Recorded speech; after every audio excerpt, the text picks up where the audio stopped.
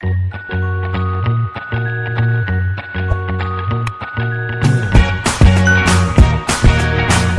Student, welcome to Unite Classes. तो आज हम स्टार्ट करेंगे नया chapter national income and related aggregates. तो ये चैप्टर स्टार्ट करने से पहले आपको जो मैंने पिछले 3 वीडियोस बनाए हैं वो आपको देखना जरूरी है, क्योंकि इसमें उसमें मैंने आपको समझाया classification of goods, investment concepts और पढ़ा है स्टॉक एंड फ्लो। तो वो समझेंगे बाद में ही आपको ये अच्छे से समझ में आएगा। तो आज हम क्या पढ़ेंगे, national income and related aggregates. तो national income and related aggregates, तो नाम से आपको क्या पता चलता है?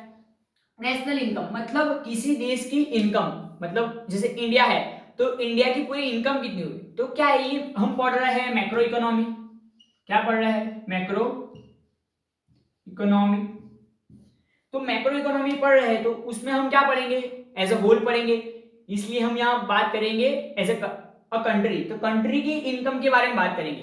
अगर हम माइक्रो इकोनॉमिक्स पढ़ते तो हम कंज्यूमर की इनकम के बारे में बात करते, बट हम क्या पढ़ रहे हैं, हम पढ़ रहे हैं मैक्रो इकोनॉमिक्स। तो मैक्रो इकोनॉमिक्स में हम बात करेंगे कंट्री की इनकम की। तो कंट्री की इनकम में तो क्या होगा, अलग अलग गुड्स होंगे, तो उसकी इनकम कैसे कैलकुलेट की जाए। तो नॉर्मली क्या होता है, आप मिल्क भी प्रोड्यूस कर रहे हो कंट्री में मोबाइल फोन्स भी प्रोड्यूस हो रहे हैं, कंट्री में ऑटोमोबाइल्स भी प्रोड्यूस हो रहे हैं, कंट्री में सर्विसेज भी प्रोड्यूस हो रही है, कंट्री में फार्मिंग एक्टिविटी भी हो रही है, कंट्री में ट्रांसपोर्टेशन की सर्विसेज भी प्रोवाइड हो रही है। तो कंट्री में क्या है, गुड्स अलग अलग तरीके के प्रोवाइड होते हैं, तो उसको इकट्ठा हम कैलकुलेट कैसे करें। तो हम क्या करेंगे, सभी जो गुड्स है उसको इकट्ठा नहीं कर सकते, तो हम क्या करेंगे, उसकी मनी वैल्यू मतलब उसकी मॉनेटरी वैल्यू में हम इनकम कैलकुलेट करेंगे। मतलब क्या, जैसे कि मिल्क है तो 50 रुपीज, जैसे फोन है तो 10,000, तो इनकम कितनी हुई 10,050 रुपीज। तो ऐसे पूरे देश के प्रोडक्ट्स की वैल्यू हम कैलकुलेट करेंगे, तो उससे हम कहेंगे नेशनल इनकम में इंक्लूड करेंगे। तो national income and related aggregates, तो एग्रीगेट्स का मतलब ही क्या है, whole form of the separate elements. मतलब अलग अलग एलिमेंट्स को एक साथ करने के बाद हम रिप्रेजेंट करें तो उसको कहेंगे एग्रीगेट्स। तो national income and related aggregates, तो हम कैसे आइडेंटिफाई करेंगे। आपने एक वर्ड सुना होगा, आपको 10th आप 8th 7th से ही पढ़ते आए होंगे, जीडीपी ऑफ अ कंट्री। से जीडीपी ऑफ अ कंट्री, तो ये जीडीपी कैसे आता है, जीडीपी भी एक नेशनल इनकम रिलेटेड एग्रीगेट की है। तो क्या है, gross domestic product, gross domestic product. तो ये क्या है, जीडीपी। तो जीडीपी क्या है, ओवरऑल ग्रॉस प्रोडक्ट्स है जो पूरे देश की, उसकी मनी वैल्यू, उसको हम कहेंगे जीडीपी। जीडीपी क्या होती है, मॉनेटरी टर्म में रिप्रेजेंट होती है, उसको हम क्या कहेंगे, जीडीपी। तो जैसे भी हमको एग्रीगेट्स कैलकुलेट करना है तो उसमें हमको 4 चीजें चाहिए। क्या, सबसे पहला नंबर 1 ग्रॉस एंड नेट, ये सबके बारे में मैं आपको समझाऊंगा। Second national and domestic, third product and fourth market price. For example कोई एक गुड्स ले ले, तो फॉर एग्जांपल आपका फोन है, तो आपका फोन है तो वो नया है, तो उसमें क्या है, ग्रॉस वैल्यू उसकी होगी, ग्रॉस वैल्यू होगी। तो ग्रॉस वैल्यू, फिर वो आउटसाइड ऑफ कंट्री में बिक रहा है और उससे हमको इनकम आ रही है, तो आउटसाइड कंट्री से आ रहा है और उसमें हम एक्सपेंडिचर कर रहे हैं, तो वो नेशनल हो जाएगा। और अगर देश के अंदर ही वो सब हो रहा है, परचेज ऑफ फोन हो रहा है, तो क्या होगा, डोमेस्टिक होगा। और प्रोडक्ट, तो प्रोडक्ट लिखेंगे, उसमें कोई चेंज नहीं है। और मार्केट प्राइस मतलब मार्केट में कौन सी प्राइस है, और फैक्टर कॉस्ट मतलब वो फोन कितने का बना है। तो ये सब क्या है, अलग अलग टर्म्स है, तो इन सबको मिला के क्या बनेगा, हमारे एग्रीगेट्स बनेंगे। तो टोटल कितने एग्रीगेट्स है वो मैं आपको बता दूंगा पहले। तो नॉर्मली सबसे पहला तो हम लिखेंगे जीडीपी, मतलब ग्रॉस डोमेस्टिक प्रोडक्ट। तो सबसे नंबर 1 ग्रॉस डोमेस्टिक प्रोडक्ट, मतलब क्या है, ग्रॉस डोमेस्टिक प्रोडक्ट मतलब देश की GDP. Second gross national product, मतलब ग्रॉस डोमेस्टिक प्रोडक्ट मतलब देश की प्रोडक्ट, और देश की जो प्रोडक्ट बाहर बिक रही है, बाहर से आ रही है जो, उसको भी इंक्लूड करके क्या बनेगा, ग्रॉस नेशनल प्रोडक्ट। यहां पे थर्ड क्या है, net national product and fourth net domestic product. तो ये क्या है, मेन 4 एग्रीगेट्स है। तो मेन 4 एग्रीगेट कहां से बने, ग्रॉस डोमेस्टिक प्रोडक्ट, तो ये हुआ। फिर क्या है, नेट नेशनल प्रोडक्ट, फिर क्या है, नेट डोमेस्टिक प्रोडक्ट। तो ये है। तो टोटल अपने पास 8 एग्रीगेंट है। तो 8 एग्रीगेंट कौन कौन से होंगे वो मैं सबसे पहले आपको बता दूंगा।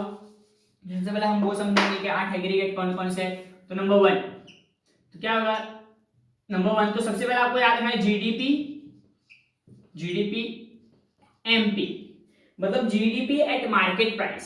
Second GDP FC, gross domestic product factor cost. Number 3 GNP MP. Number 4 GNP FC. अब number 5 NDP MP. Number 6 NDP FC. Number 7 NNP MP and number 8 NNP FC. तो ये टोटल 8 एग्रीगेट्स है। तो 8 एग्रीगेट्स में कैसे, तो आपको वो सम्स भी आएंगे कैसा कि जीडीपी एमपी से एनडीपी एमपी पे कैसे जाना, तो वो भी मैं आपको सम्स अलग से कराऊंगा। तो सबसे पहले क्या समझते हैं कि ये सब का नाम क्या है। तो सबसे पहला आपको कैसे नाम बनाना है, जी मतलब क्या, ग्रॉस। ये जो फर्स्ट लेटर है, जो भी फर्स्ट लेटर वो यहां से आएंगे। ये जो सेकंड लेटर है डी एंड एन वो यहां से आएंगे। और प्रोडक्ट सब में सेम रहेगा, थर्ड लेटर प्रोडक्ट सब में सेम रहेगा। और फोर्थ में क्या होगा, मार्केट प्राइस एंड फैक्टर। तो सबसे पहला नाम क्या होगा, gross domestic product market price, gross domestic product at market price, gross domestic product at factor cost, gross national product at market price, gross national product at factor cost, gross domestic product at market price, national domestic product at market price, national domestic product at factor cost, national net product at market price, national net product at factor cost. तो ये 8 एग्रीगेंट है। अब जब भी gross हो, तो मैंने आपको कॉन्सेप्ट ऑफ इन्वेस्टमेंट में समझाया था, तो ग्रॉस से नेट पे जाना हो तो हम क्या करेंगे, माइनस डेप्रिसिएशन। तो ग्रॉस टू नेट जाने के लिए हम करते हैं माइनस डेप्रिसिएशन। मतलब जो ग्रॉस वैल्यू है उसमें से नेट वैल्यू फाइंड करनी हो तो हम क्या करेंगे, माइनस डेप्रिसिएशन। अब सेकंड, नेशनल से डोमेस्टिक, तो डोमेस्टिक से नेशनल पे जाना हो तो डोमेस्टिक पे नेशनल पे हम कैसे जाएंगे, तो डोमेस्टिक वैल्यू और नेट जो बाहर हमने गुड्स बेचे उसकी इनकम, तो क्या करेंगे हम, नेट इनकम फ्रॉम एब्रॉड।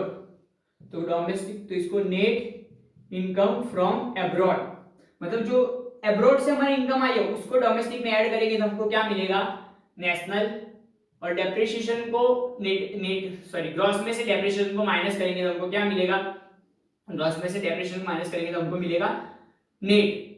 अब प्रोडक्ट में कोई चेंज नहीं होगा, market price and factor cost. तो फैक्टर कॉस्ट मतलब जो प्रोडक्शन कॉस्ट हुई है वो, तो उसमें टैक्स इंक्लूड होता है। क्या होता है, टैक्स इंक्लूड होता है। तो टैक्स को जब भी फैक्टर कॉस्ट में टैक्स को ऐड करेंगे तो नेट इनडायरेक्ट टैक्सेस, तो उसको ऐड करेंगे तो क्या मिलेगा, मार्केट प्राइस। तो मैं आपको एक अच्छे से एक डायग्राम बना के बता रहा हूं कि नेट से आप ग्रॉस पे कैसे जाओगे और ग्रॉस से नेट पे कैसे जाओगे, नेशनल से domestic and domestic to national. तो यहाँ पे हमने ग्रॉस टू नेट समझ लिया, फिर क्या समझा, नेशनल टू डोमेस्टिक समझा, प्रोडक्ट में कोई चेंज नहीं, और फैक्टर टू मार्केट प्राइस समझा। अब सेकंड क्या है, gross to net to gross कैसे जाएंगे, तो क्या करेंगे, सिंपल यहाँ पे माइनस क्या है तो यहाँ पे प्लस डेप्रिसिएशन।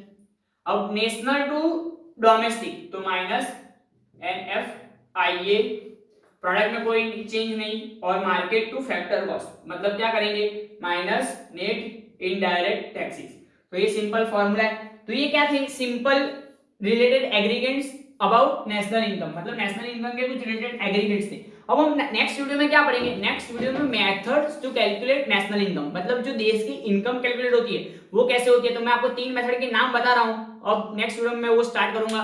तो सबसे पहला है product method, expenditure method second, और थर्ड है इनकम मेथड। तो हम प्रोडक्ट मेथड बाद में करेंगे, पहले हम एक्सपेंडिचर एंड इनकम मेथड समझेंगे और मैं लास्ट में आपको प्रोडक्ट मेथड समझाऊंगा।